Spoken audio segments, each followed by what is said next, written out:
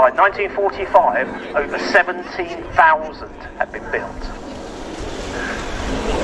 Not just by North American, the original manufacturer of them, and in this case, another Canadian manufacturer, Nordyne. So this is a Harvard 2B model, which is today operated by Hurricane Heritage and the West London Aero Club at White Waltham in Berkshire. And this aircraft, Andy, really typifies what I was saying about how useful a Harvard still is, and one reason why there are so many of them around, because this dates from 1942, this aircraft. It's one of the older Harvards still around in airworthy condition. Built in Montreal, it served in Ontario as part of the British Commonwealth Air Training Plan, which we'll come back to talking about this aircraft. Then went to the Swedish Air Force. For a long time it was a ground instructional airframe. It was returned to flight in Sweden, but then in 2016 it was bought by a chap called James Brown, a Britain veteran Mark I Hurricane that he'd just bought. He set up an organisation called Hurricane Heritage to operate it. His dream, although he said, if I'm not good enough to be able to do it, I won't mind, was to get to fly the Hurricane. He was a private pilot, but he didn't have tail dragger experience. He gradually went through that program, of which this aircraft was part. And guess what?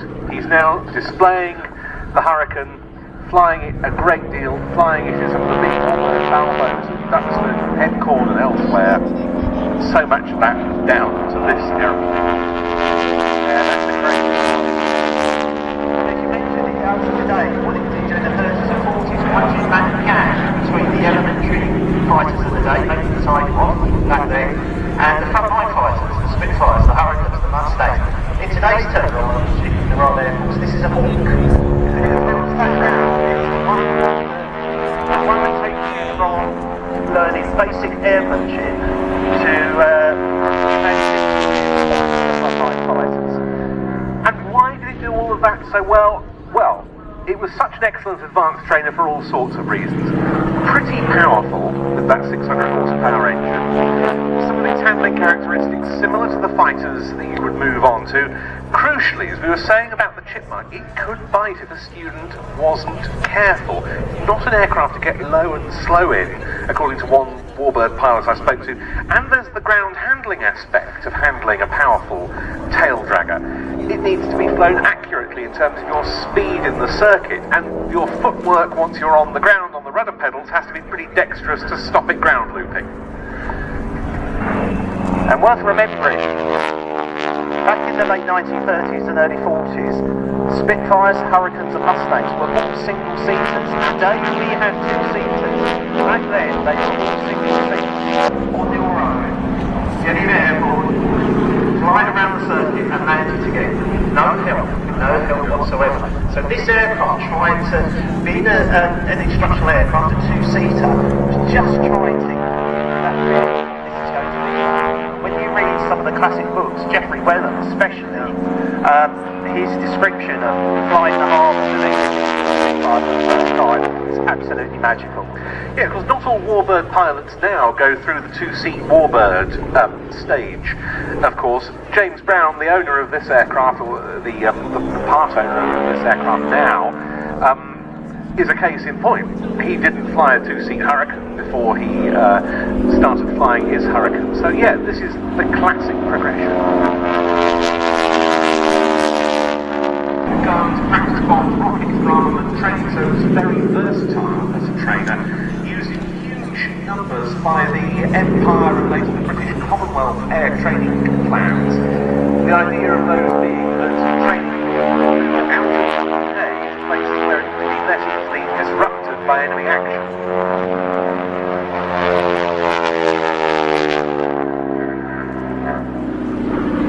And it was an enormous program. In Canada alone, more than 50,000 pilots passed through that plans facilities. And it wasn't just pilots, it was all members of all sort crews. 167,000 odd aircraft passed through the British Commonwealth Air Training Plan. That advanced trainers are forced into a light combat. very often. As you say, very much involved in combat. We used them in Kenya against the Mau Mau in the 1950s. Portugal as well during the Portuguese colonial war. Could be armed with machine guns and also some fairly small sort of 20-25 pound bombs. Yep, and they was in the Korean War. The role we were talking about to some extent was the Bird Dog earlier on by the US Air Force between 1950 and 53.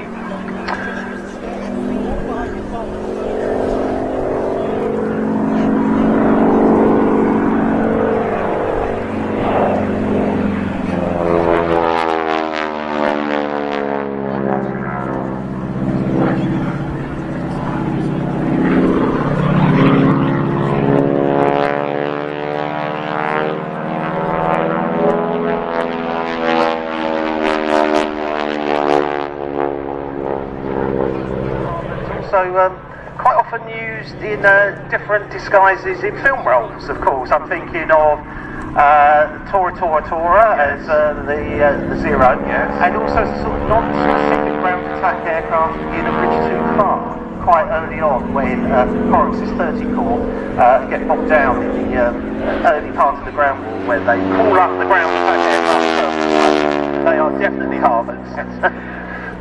Yes, there are several Harvards on strength with the Royal Netherlands Air Force historic flight, whose Spitfire and Beech we saw earlier, and several of those, I think, were involved in that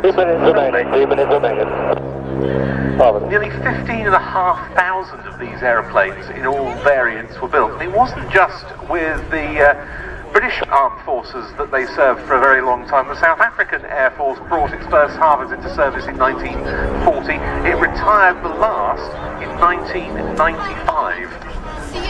And they had 55 still on service for a farewell flypast to mark 55 years of use.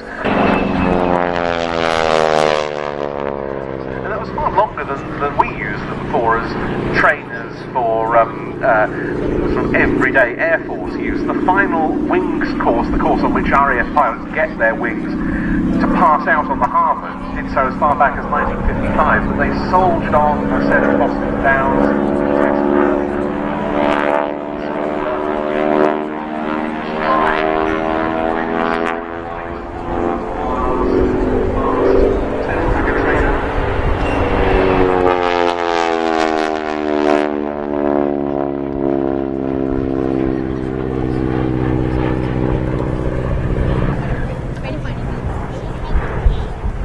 Operating in a tail-dragging aircraft is a very different experience. There's so many different forces that are at play. We keep talking about and kept on strength to teach people how to fly tail draggers because they are quite rare today, and it's a very difficult skill. Typified by this aeroplane coming in for its final pass before departing the Noordijk Harvard 2B.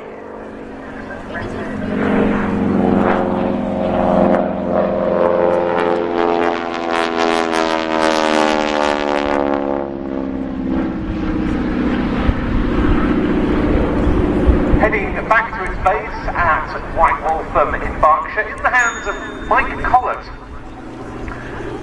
And Mike's someone else who's built up